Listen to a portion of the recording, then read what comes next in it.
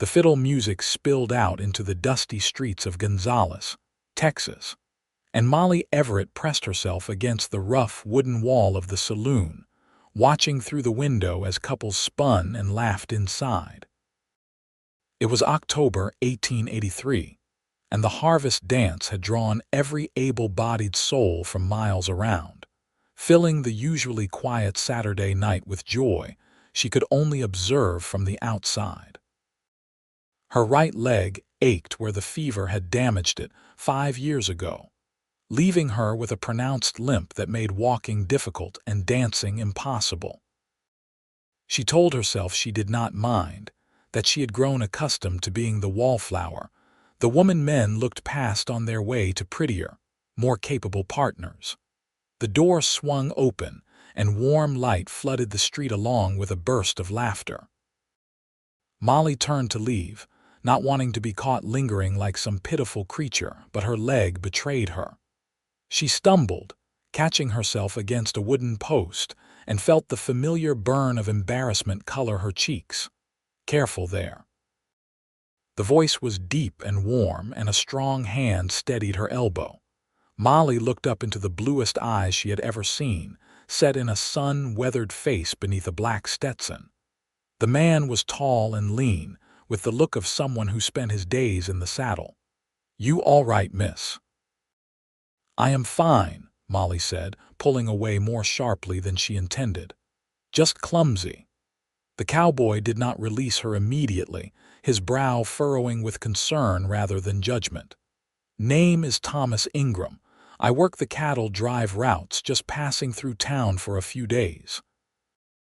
"You sure you are steady, Miss Everett?" she replied, forcing herself to stand straight despite the pain shooting through her leg.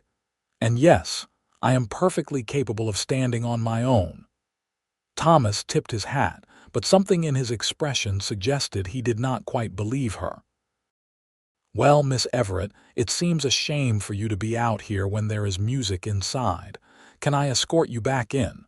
Molly felt her throat tighten. "I was just leaving, actually. Good evening, Mr. Ingram." She turned and began her awkward journey down the wooden sidewalk, each step a reminder of everything she had lost. Behind her, she heard the saloon door close but did not hear Thomas return inside. When she glanced back, he was following at a respectful distance, his hands in his pockets matching her slower pace. "Are you following me?" she asked, stopping to face him. "Making sure you get home safe," he said simply. "These streets can be dangerous at night." "I have been walking them alone for years." "That does not mean you should have to." Something in his tone made her defenses waver. There was no pity in his voice, no condescension, just a simple statement of fact. Molly sighed and continued walking, and Thomas fell into step beside her. They walked in silence for a while, the music from the dance fading behind them.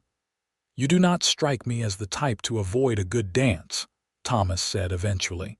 "Most young ladies I know would not miss the harvest celebration for anything." Molly kept her eyes forward. "I am not most young ladies. That much is clear." She shot him a sharp look, but he was smiling, and it was not cruel. "I meant that as a compliment," he added. "Most young ladies would not be out walking alone at night. Takes a certain kind of strength." "Or foolishness," Molly muttered. "I prefer to see it as independence." They had reached the small house where Molly lived with her widowed mother, a modest structure on the edge of town near the Guadalupe River. Molly stopped at the gate and turned to face Thomas. In the moonlight, his features were softer, and she found herself noticing the kindness in his eyes, the gentle curve of his mouth. "Thank you for walking me home, Mr. Ingram. It was not necessary, but it was kind." "Will you be at the dance tomorrow night?" he asked. "I hear they are holding it through the weekend." Molly felt her heart sink. "No, I do not dance."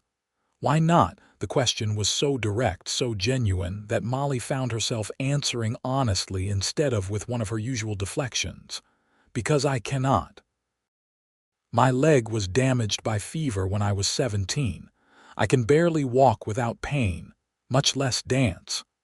Thomas was quiet for a moment, studying her face in a way that made her want to look away but somehow prevented her from doing so. "That is a shame," he said finally. "Not because of the dancing, but because you are denying yourself the pleasure of the music, the company, the joy of it all. Dancing is not just about the steps, Miss Everett." "Easy for you to say when your legs work properly," Molly replied, and this time she did look away, embarrassed by the bitterness in her own voice. "My mother had a twisted spine," Thomas said quietly. "By the time she was 30, she could barely stand for more than a few minutes at a time. But my father, every night after supper, would help her to her feet, and they would sway together to whatever tune my sister could play on her harmonica. She said those were her favorite moments of every day. Not because she was dancing like other women, but because she was being held by the man she loved, moving to music that made her feel alive." Molly blinked, feeling unexpected tears prick her eyes. "That sounds lovely." It was. Thomas adjusted his hat and gave her a small bow. "Good night, Miss Everett. I hope you will reconsider about tomorrow night." He turned and walked back toward town, and Molly watched him go, her hand gripping the gate so tightly her knuckles turned white. Inside, her mother would be waiting up, probably with tea and her usual gentle questions about why Molly insisted on torturing herself by watching others enjoy what she could not have. But tonight, Molly did not go inside right away. She stood in the moonlight, listening to the distant strains of fiddle music carried on the October breeze, and thought about a woman with a twisted spine who danced anyway. The next morning, Molly was working in the small general store her mother owned, stocking shelves with the latest shipment of dry goods from San Antonio. Her mother, Margaret, was at the counter helping Mrs. Chen select fabric for a new dress, and the shop smelled of lavender soap and fresh bread from the bakery next door. Molly was reaching for a box of tea when the bell above the door chimed. She turned, expecting another customer, and found Thomas Ingram standing in the doorway, hat in hand, looking somehow both confident and uncertain. "Mr. Ingram," Molly said, surprised. "Can I help you find something?" "Actually, I was hoping to speak with you if you have a moment." Margaret looked up from the fabric with interest, her sharp eyes moving between Molly and the cowboy. "Go on, dear. I can manage here." Molly wiped her hands on her apron and stepped out from behind the shelf, very aware of her uneven gait as she approached Thomas. He did not seem to notice, or if he did not let it show in his expression. "I wanted to apologize if I was too forward last night," he began. "It was not my place to tell you what you should or should not do." "You did not tell me anything," Molly said. "You just shared a story about your parents. Still," he turned his hat in his hands, "I have been thinking about what you said about not being able to dance, and I was wondering if you might let me prove to you that you can." Molly felt her defenses rise immediately. "Mr. Ingram, I appreciate the sentiment, but I am not some charity case that needs saving. That is not what I meant at all." He took a step closer, and his voice dropped lower, more intimate. "I just thought, if you were willing, maybe I could show you that dancing does not have to be about fancy steps or spinning around a floor. Sometimes it is just about moving with someone to music you both enjoy. Nothing more complicated than that. Why do you care?" Molly asked, and she heard the vulnerability in her own voice. "You do not know me. You are just passing through town. Why does it matter to you whether I dance or not?" Thomas met her eyes, and something passed between them that made Molly's breath catch. "Because when I saw you watching through that window last night, you had the saddest expression on your face. And I thought, what a waste for someone with eyes like yours to spend their time being sad when they could be enjoying themselves instead. Even if I am just passing through, Even if I never see you again after this week, I would like to know I did something to change that sad look into a smile." Molly did not know what to say. Men did not talk to her like this. Men barely talked to her at all, except to ask where they could find the nails or the flour or whatever else they needed from the store. They certainly did not concern themselves with whether she was sad or happy, dancing or sitting still. "I do not know," she said finally. "I would feel foolish." "So would I, probably," Thomas admitted with a grin. "But at least we would be foolish together. What do you say, Miss Everett? Take a chance with me." Behind the counter, Margaret was watching with barely concealed delight. Molly could feel her mother's hope radiating across the store, and part of her wanted to refuse, just to avoid the inevitable disappointment when Thomas left town, and everything went back to the way it had always been. But another part of her, the part that still remembered how much she had loved dancing before the fever, the part that yearned for connection and joy and the feeling of being wanted, that part whispered that maybe, just maybe, this was worth the risk. "All right," she heard herself say.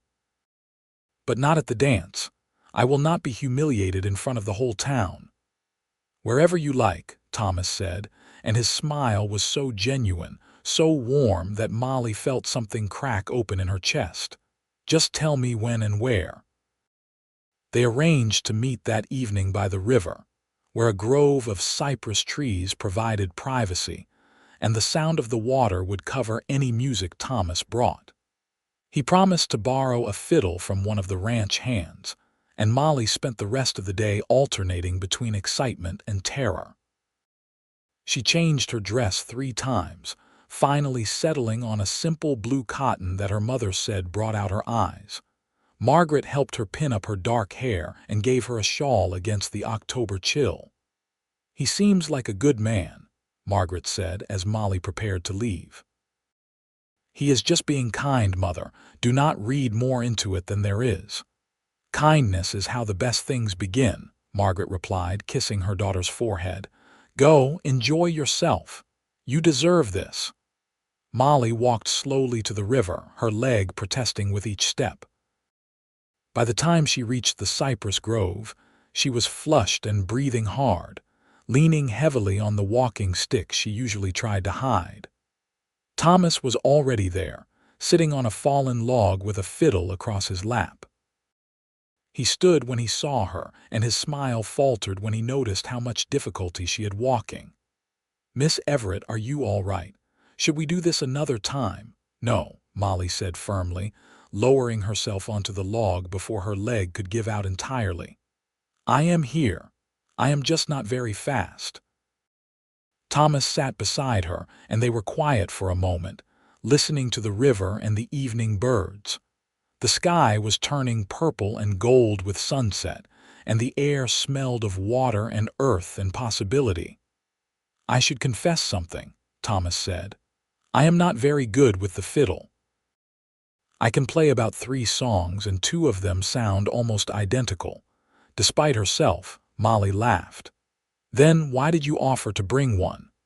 "Because I wanted you to say yes, and it seemed like the kind of romantic gesture that might convince you."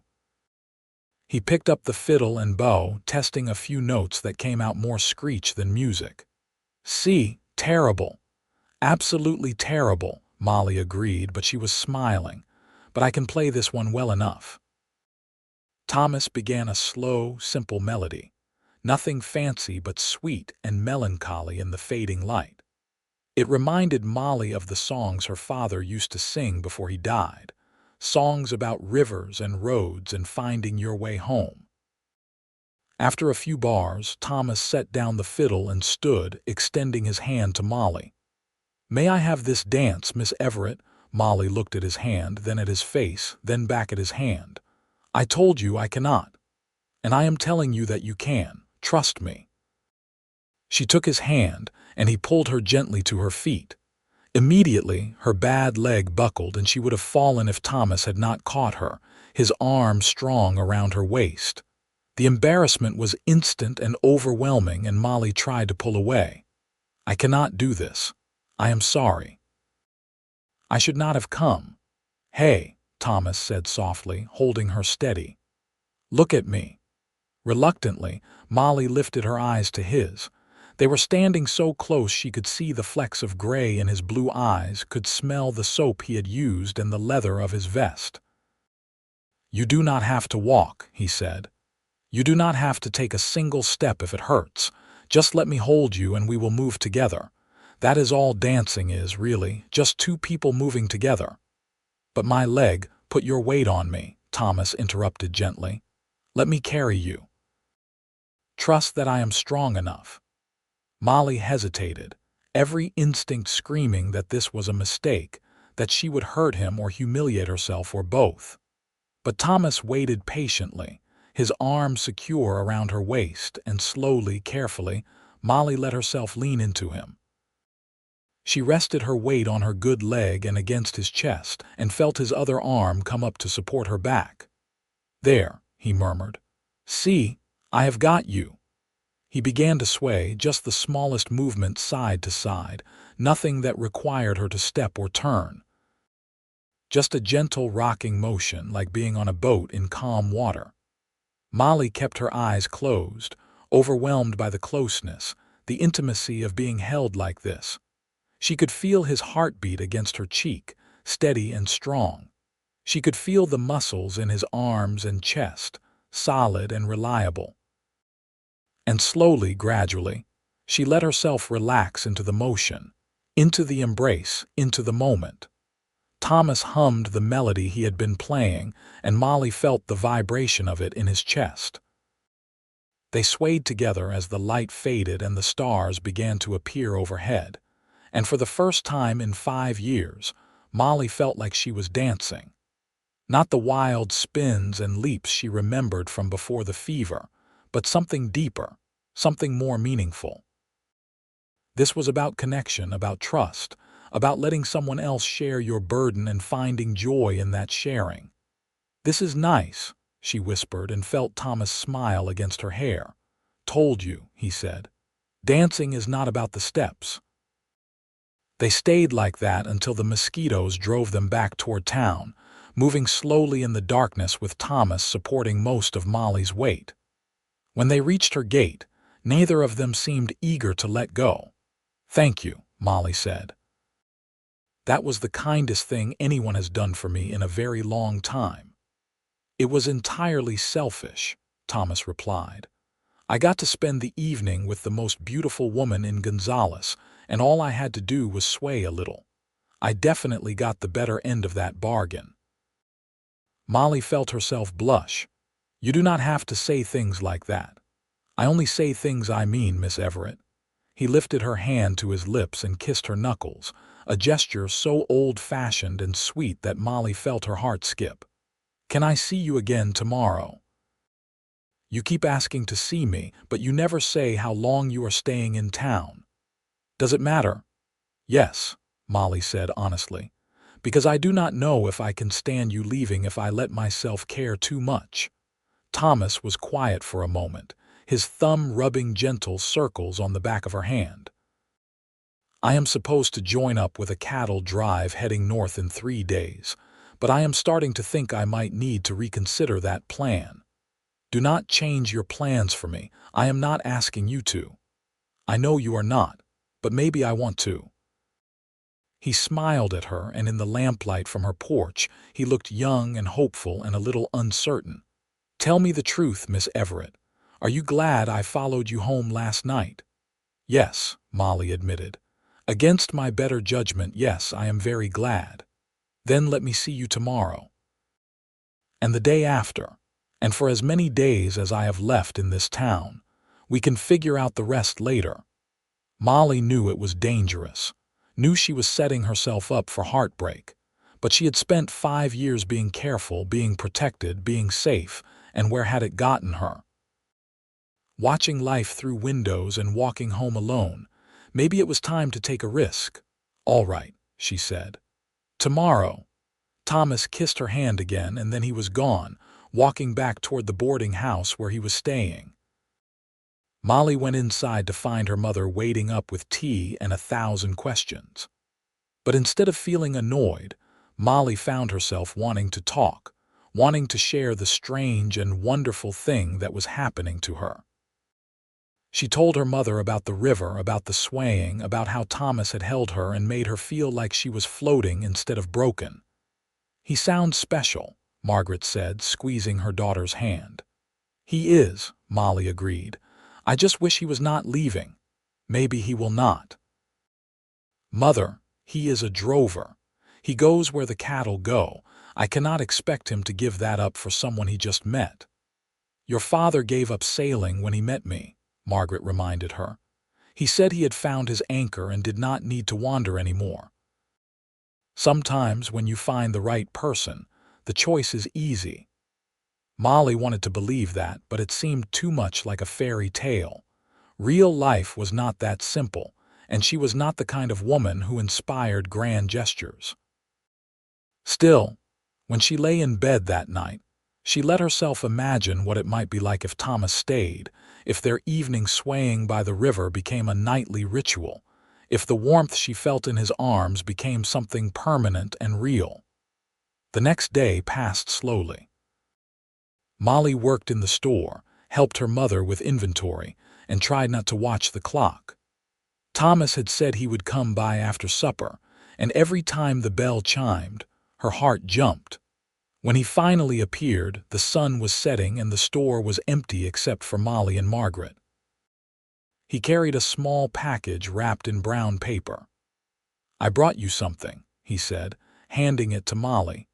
Inside was a pair of beautiful leather gloves, soft and supple with delicate stitching along the seams. They were the kind of gloves a lady might wear to church or a formal occasion, far nicer than anything Molly owned. "Thomas, I cannot accept these. They must have cost a fortune." "They cost what they cost," he said. "I wanted you to have them. I noticed yesterday that your hands were cold by the river." Molly felt tears prick her eyes. "You did not have to do this." "I wanted to. Let me do nice things for you, Molly. Let me show you how you should be treated." It was the first time he had used her given name, and the sound of it on his lips made something flutter in her chest.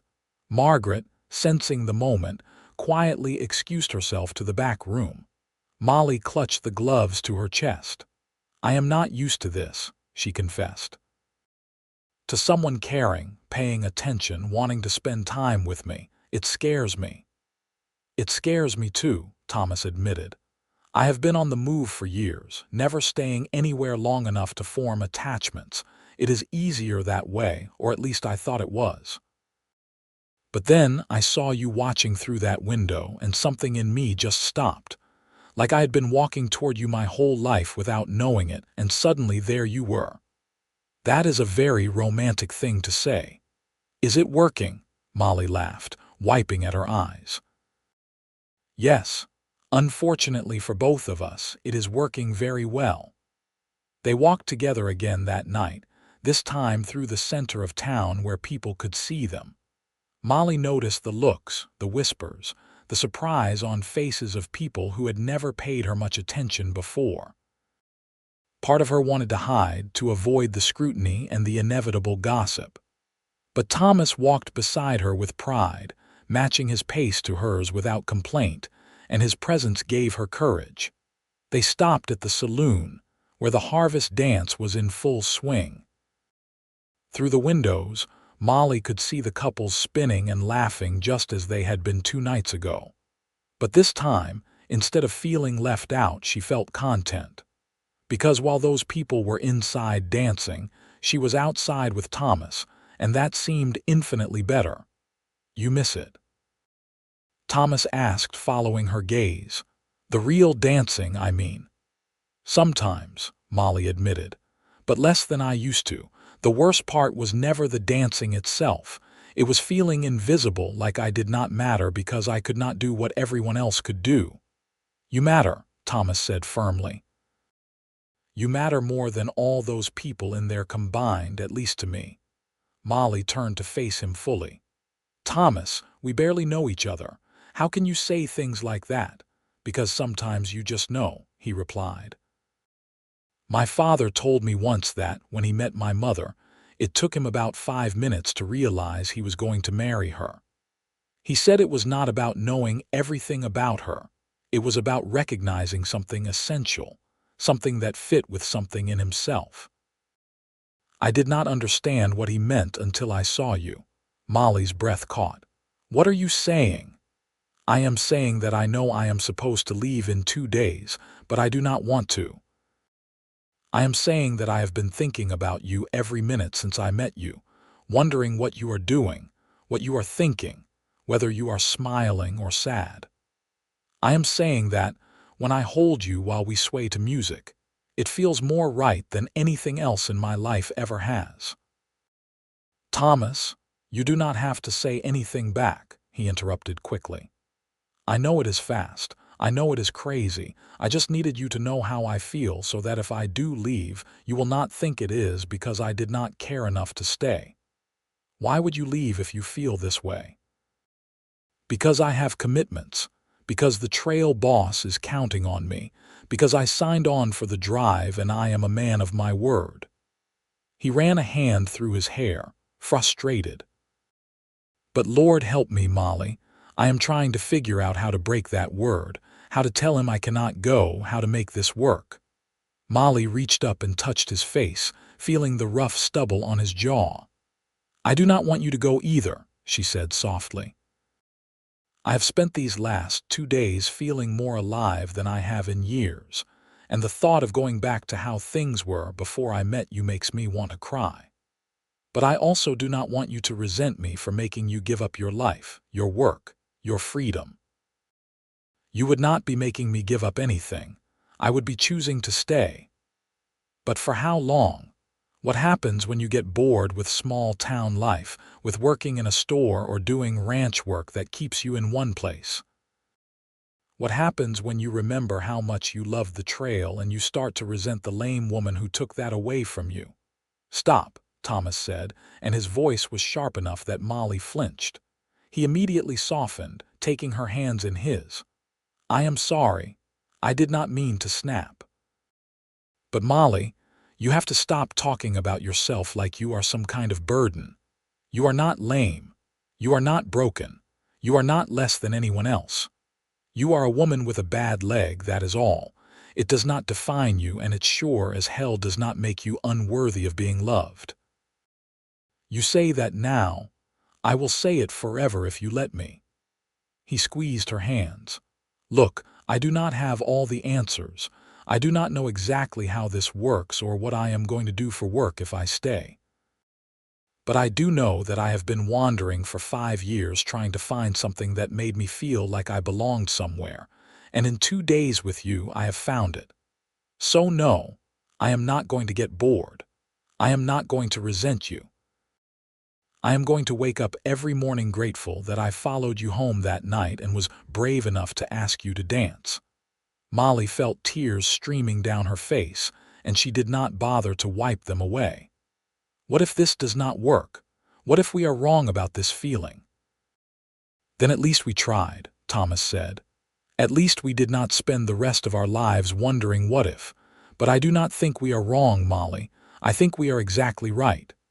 He pulled her close, and this time when he held her, it was not to dance. It was just to hold her, to let her cry into his shirt, to stroke her hair and murmur soft reassurances that everything was going to be all right. They stood there in the middle of town, not caring who saw, not caring what anyone thought. And when Molly finally pulled back, she felt lighter somehow, like she had put down a weight she had been carrying for far too long. Stay, she whispered. Please stay. I will, Thomas promised. I will talk to the trail boss tomorrow. There are other drovers, other men who can take my place. But there is only one you, and I am not fool enough to walk away from that. They sealed the promise with a kiss, tentative and sweet, and Molly felt the world shift around her. This was real. This was happening. This man who barely knew her was choosing her, staying for her, and somehow that made everything she had been through worth it. The next morning, Thomas went to speak with the trail boss while Molly worked in the store. She was nervous, jumping at every sound, wondering if the man would refuse to release Thomas from his commitment. Margaret kept giving her encouraging looks and pats on the shoulder, but Molly could not shake the fear that this was all too good to be true, that something would go wrong, and Thomas would be forced to leave after all. It was nearly noon when Thomas finally appeared, and Molly knew from his expression that it was good news. He was grinning from ear to ear, looking younger than she had ever seen him. "He let me go," Thomas said, picking Molly up and spinning her around despite her protests about her leg. "I am free, I am staying." "Really, just like that?" "Well, I had to forfeit my pay for this month and I had to promise to help him find a replacement, but yes, just like that." He set her down carefully, keeping his hands on her waist. "I am here, Molly, I am not going anywhere." Molly laughed, the sound bright and disbelieving. "I cannot believe you did that." "Believe it. Now I just have to figure out what I am going to do for work, but that is a problem for tomorrow. Today I just want to be with you." They spent the afternoon together, walking by the river and talking about everything and nothing. Thomas told her about growing up in Missouri, about his parents and his sister, about the places he had seen during his years on the trail. Molly told him about her childhood in Gonzales, about her father's death when she was 14, about the fever that had nearly killed her, and instead left her with a permanent reminder of her mortality. "You ever wish things had been different?" Thomas asked as they sat on the riverbank, their feet dangling toward the water. "All the time," Molly admitted. "But I do not know who I would be if they had been. Maybe I would be one of those frivolous girls inside the dance hall, taking for granted the things I can no longer do. Maybe I would have moved away from Gonzales and never met you. Maybe everything had to happen exactly the way it did to bring us to this moment." "I like that way of thinking," Thomas said, lacing his fingers through hers. "It makes the hard parts seem more purposeful." "What were your hard parts?" Molly asked. "You said you have been wandering for 5 years. What were you running from?" Thomas was quiet for a long moment, staring out at the water. "My parents died within 6 months of each other," he said finally. "Pa from a heart attack, Ma from pneumonia. My sister married and moved to California. The farm we grew up on was sold to pay debts. I just felt so lost, so unmoored. I thought if I kept moving, kept working, kept my mind occupied, I would not have to feel how much it hurt. But you were right when you said I was looking for something. I was looking for home, for a place where I belonged. I was looking for you." Molly squeezed his hand. "I am sorry about your parents. That must have been terrible." "It was, but they taught me a lot while they were here. They taught me about loyalty, about commitment, about what real love looks like when it is not new and shiny but worn and comfortable and deep. That is what I want, Molly. I want to build something with you that lasts, something that gets better with time instead of fading." "That is what I want too," Molly said. "But Thomas, you have to understand something. This leg is not going to get better. If anything, it might get worse as I age. I am not going to be able to keep up with you on long walks or help with heavy work. I am going to need help sometimes, and I am going to be stubborn about asking for it. You have to be sure this is what you want, because once we start down this road, I do not think I can bear it if you change your mind." Thomas turned to face her fully, his expression serious. "Molly Everett, I am going to say this once, and I need you to really hear me. I am not staying in spite of your leg. I am not making some noble sacrifice or settling for less than I deserve. I am staying because of you, all of you, the you who is fierce and independent and scared and brave. The you who watches dances through windows and then has the courage to come sway with a stranger by the river. The you who makes my heart beat faster and my future look brighter. Your leg is part of you, and I am choosing all of you. Do you understand?" Molly nodded, not trusting her voice. Thomas leaned in and kissed her, soft and lingering, and she tasted salt from tears she had not realized she was shedding. When they finally pulled apart, the sun was beginning its descent toward the horizon, painting the sky in shades of orange and pink. "We should probably head back," Molly said reluctantly. "My mother will worry. In a minute." Thomas reached into his pocket and pulled out something small wrapped in cloth. "I bought this in town today before I went to talk to the trail boss. I was going to wait, but I do not want to. Life is too short, and I am too sure of what I want." He unwrapped the cloth to reveal a simple gold band with a small blue stone set in the center. It was not fancy or expensive, but it was beautiful in its simplicity. "Molly Everett, I know this is fast. I know we have only known each other for 3 days. But I also know that I am going to marry you someday, and I figure I might as well ask now and start planning for our future together. So what do you say? Will you marry me?" Molly stared at the ring, her mind reeling. This was insane. You did not marry someone you had known for 3 days. You did not upend your entire life for a chance at happiness with a virtual stranger. Except, Thomas did not feel like a stranger. He felt like someone she had been waiting for her entire life, someone who saw her truly and loved her anyway. "Yes," she heard herself say, and then louder, more certain, "Yes, I will marry you." Thomas let out a whoop of joy and slipped the ring onto her finger. It fit perfectly, as if it had been made for her, and Molly could not stop staring at it, at the way it caught the fading light and sparkled like a promise. They walked back to town in a daze, holding hands and laughing at nothing in particular, drunk on the impulsiveness and rightness of what they had just done. When they told Margaret, she burst into tears of happiness and immediately began planning a wedding. She insisted it had to be proper, with invitations and a dress and a celebration at the church, and Molly did not have the heart to protest. If her mother wanted to throw a wedding, she would let her. The next few weeks passed in a blur. Thomas found work at her ranch just outside Gonzales, breaking horses and managing the stable. The pay was decent, and the work kept him close to town, close to Molly. They saw each other every day, sometimes for just a few minutes when Thomas stopped by the store on his lunch break, sometimes for hours in the evening when they would walk or sit by the river and plan their future.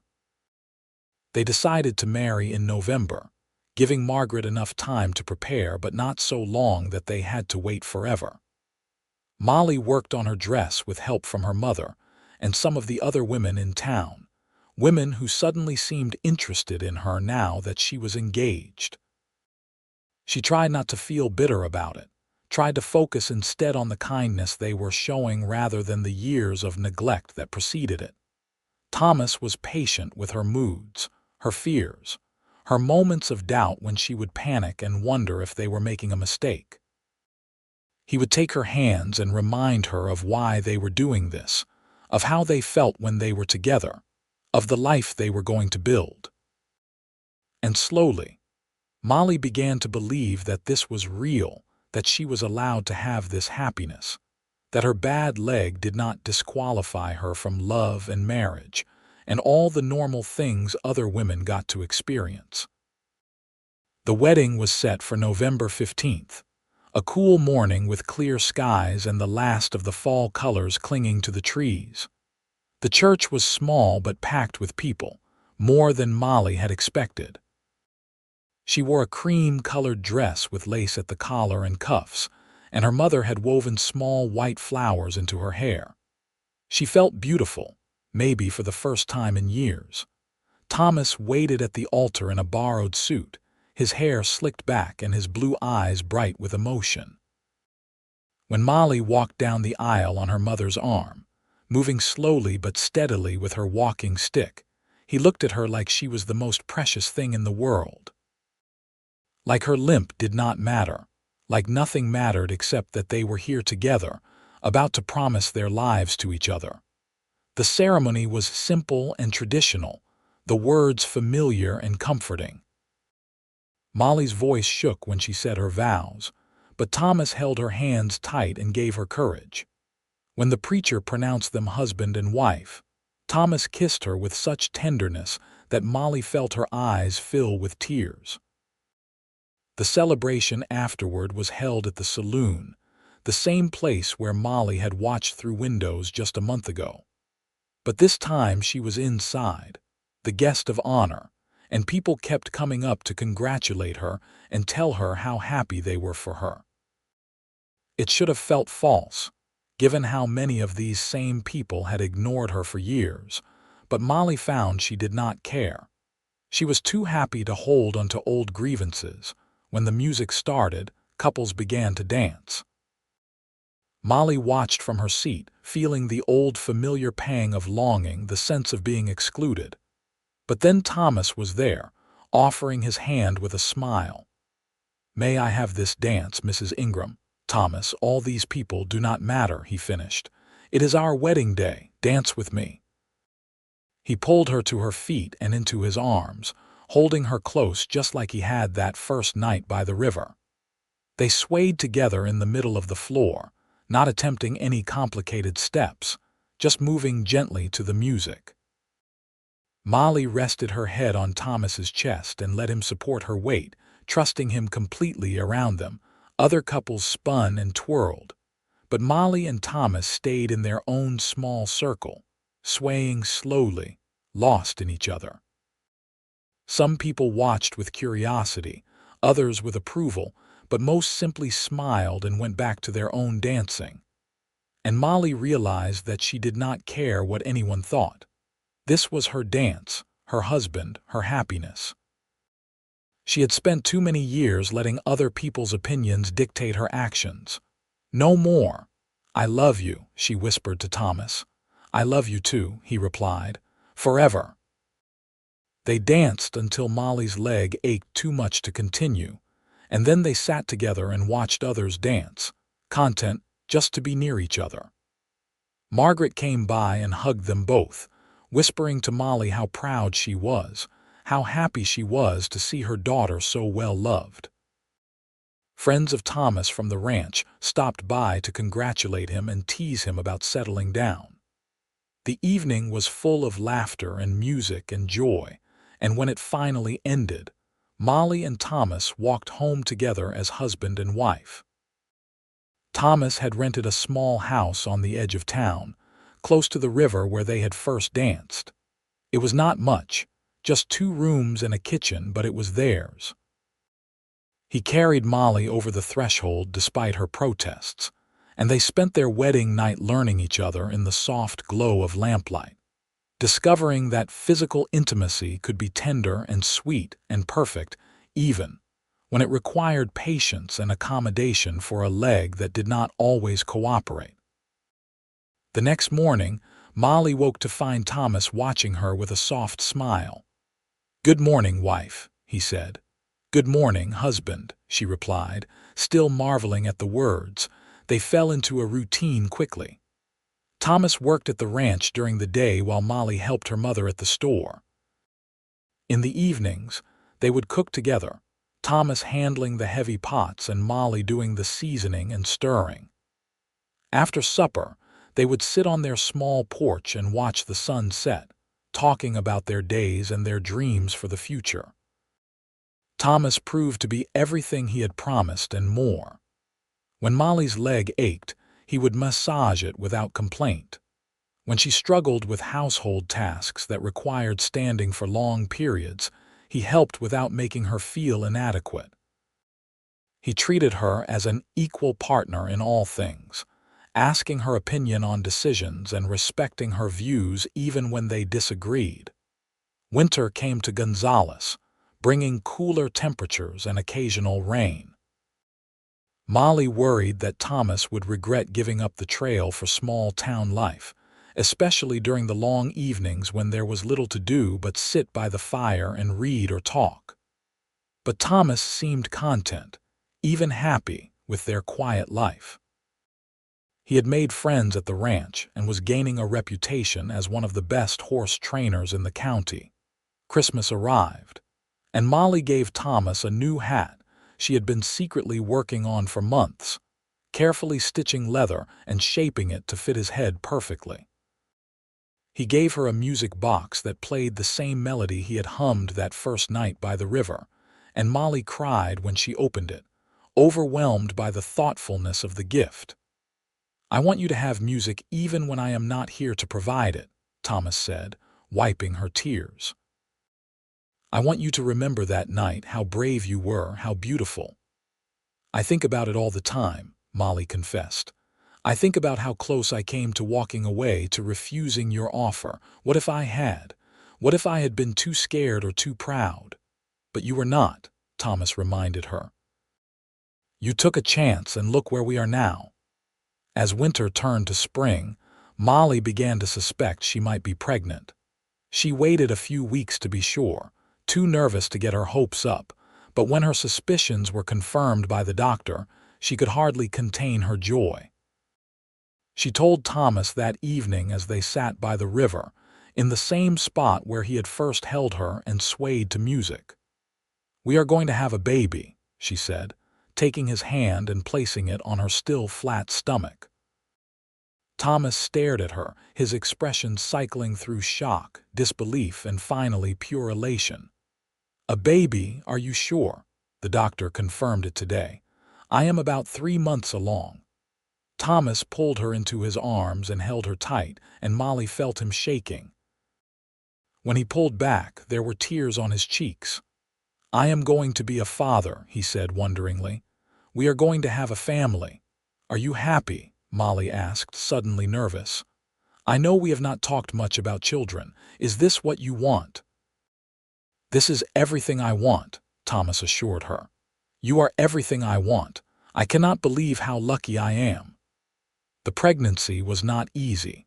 Molly's leg made it difficult for her to balance as her belly grew, and there were days when the pain was so bad she could barely walk. Thomas was endlessly patient, helping her with everything from getting dressed to bathing to simply moving from room to room. Margaret was also a constant presence, checking on Molly daily and helping prepare for the baby's arrival. In late September 1884, Molly went into labor. It was a difficult birth that lasted nearly 20 hours, and there were moments when the doctor worried about both mother and child. But Molly was fierce and determined, and with Thomas holding her hand and encouraging her through each contraction, she finally brought their son into the world. They named him Robert, after Thomas's father, and he was perfect. Tiny and red-faced and loud, with a shock of dark hair and his father's blue eyes. Thomas held him with shaking hands, looking down at his son with an expression of awe and terror and love so intense it was almost painful to witness. "He is so small," Thomas whispered. "What if I break him?" "You will not break him," Molly said, exhausted but happy. "You are going to be a wonderful father," and he was. Thomas took to fatherhood with the same dedication he brought to everything else. He woke for midnight feedings, changed diapers without complaint, and spent hours walking Robert around the house when he was fussy. He sang to him in a surprisingly good baritone, the same songs his own father had sung to him, and Molly would watch them together and feel her heart swell with love. As Robert grew, he proved to be a curious and active child. By the time he was walking, he was constantly getting into things, exploring every corner of their small house and yard. Molly worried constantly about keeping up with him, about her leg preventing her from being the mother he needed. But Thomas was always there to help, and together they managed. When Robert was 2, Thomas surprised Molly with the news that he had been saving money and wanted to buy a piece of land just outside town. "We could build a real house," he said excitedly, "with enough rooms for Robert to have his own space, and maybe for more children if we are blessed with them. We could have a garden, maybe some chickens. Make it truly ours." Molly loved the idea. and by the summer of 1887, they had broken ground on a modest but sturdy house with 3 bedrooms and a wide front porch. Thomas did much of the work himself with help from friends at the ranch, and Molly watched their home take shape with growing excitement. They moved in that fall, and Molly spent weeks making it perfect, sewing curtains and arranging furniture and planting flowers around the front steps. Life settled into a comfortable rhythm. Thomas continued working at the ranch, but also began breeding horses on their own land, building a reputation for quality animals. Molly helped keep the books and manage the business side of things, discovering she had a head for numbers and negotiation. Robert started school and proved to be bright and social, making friends easily despite his mother's worries that he would be embarrassed by her limp.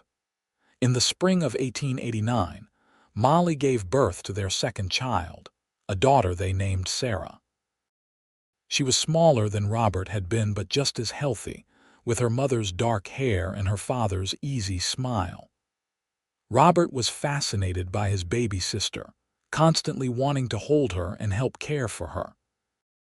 Thomas joked that they were raising a future horse trainer and a future businessman, and Molly could see the pride in his eyes when he looked at their growing family. The years passed quickly, marked by birthdays and holidays, and the everyday moments that make up a life. Robert grew tall and strong, learning to work with horses from his father. Sarah proved to be artistic, always drawing or singing, filling their house with color and music. Thomas's hair started to gray at the temples, and lines appeared around his eyes from years of squinting in the sun. Molly's leg never improved, but she learned to work around it, and with Thomas's support and her children's acceptance, it bothered her less and less. On their 10th wedding anniversary, Thomas took Molly back to the river where they had first danced. The cypress trees had grown taller, and the bank had shifted slightly, but the spot was still recognizable. Thomas pulled her into his arms without a word and began to sway, humming that same simple melody from a decade ago. "You remember?" he asked softly. "Every detail," Molly replied. "I was so scared, so sure you would realize what a mistake you were making." "Best decision I ever made," Thomas said. "Marrying you, staying in Gonzales, building this life, I would not change a single thing. Not even the hard parts, especially not the hard parts. They made us who we are." They swayed together as the sun set and the stars began to appear, and Molly felt the same sense of peace and rightness she had felt that first night. This was where she belonged, in Thomas's arms, moving to music only they could hear, surrounded by the life they had built together. "Thank you," she whispered. "For what? For seeing me when no one else did, for believing I could dance when I had given up on it myself, for loving me exactly as I am." "Always," Thomas promised, kissing her forehead. "For the rest of our lives and beyond, I will always love you exactly as you are." As they grew older, Thomas and Molly watched their children grow into capable, kind adults.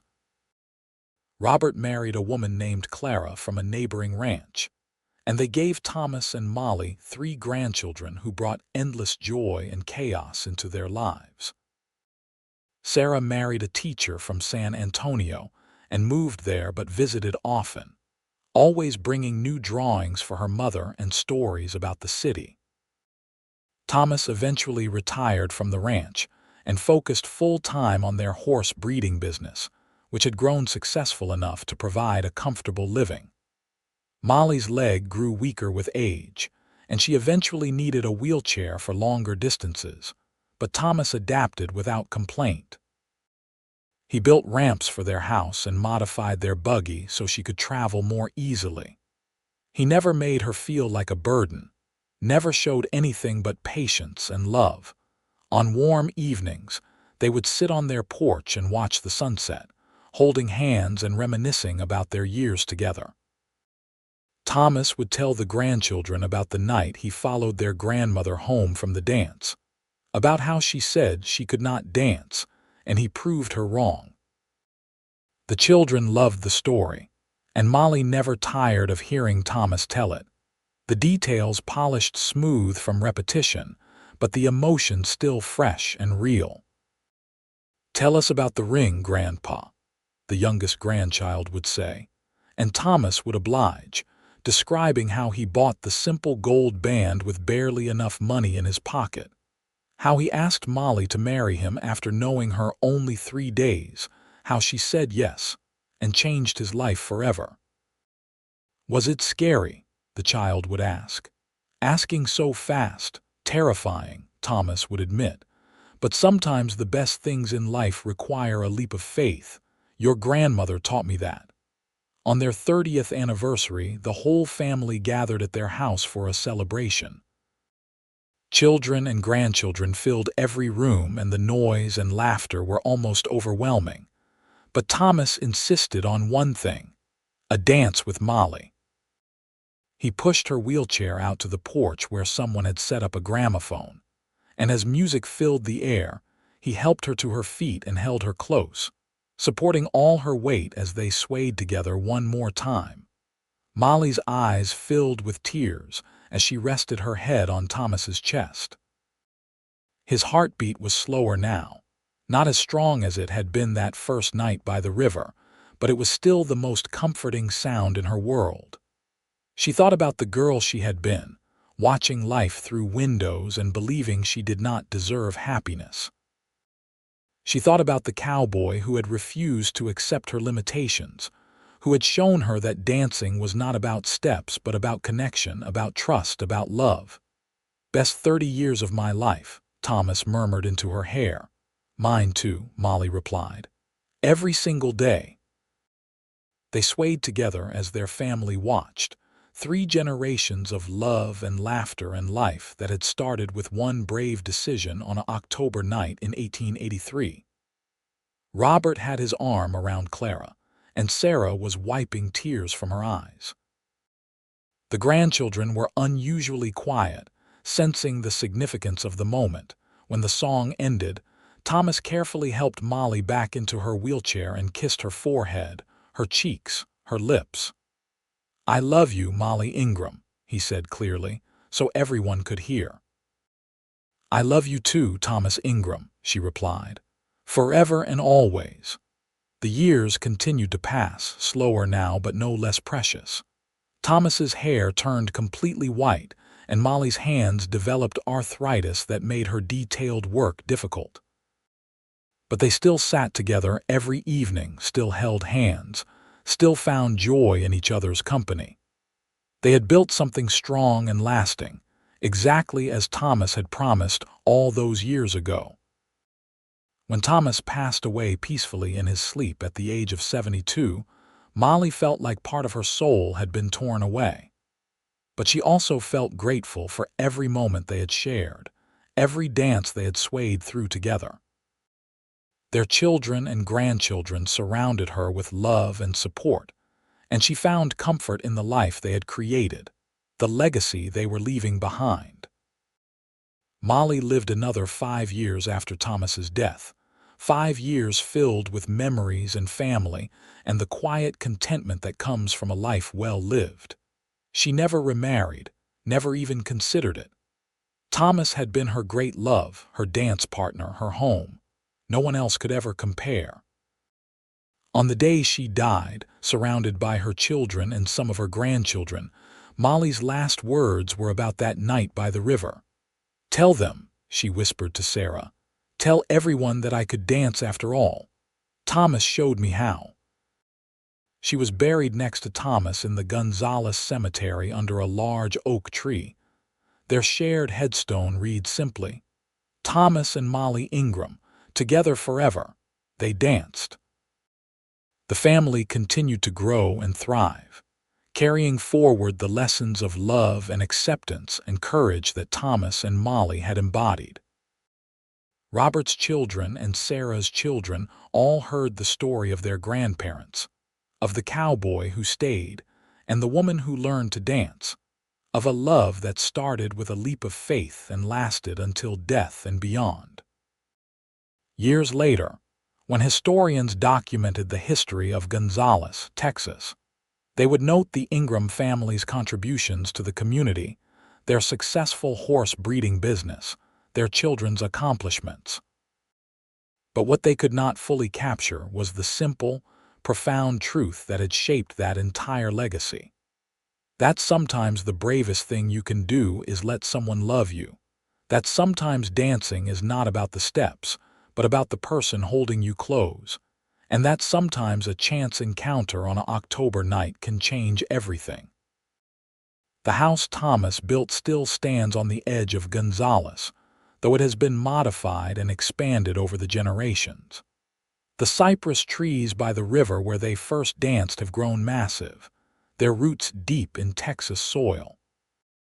And on warm October evenings, if you listen carefully, you might hear the echo of fiddle music floating on the breeze, and you might see, in your mind's eye, a cowboy and a woman swaying together in the fading light, dancing to music only they could hear, lost in love that would never fade.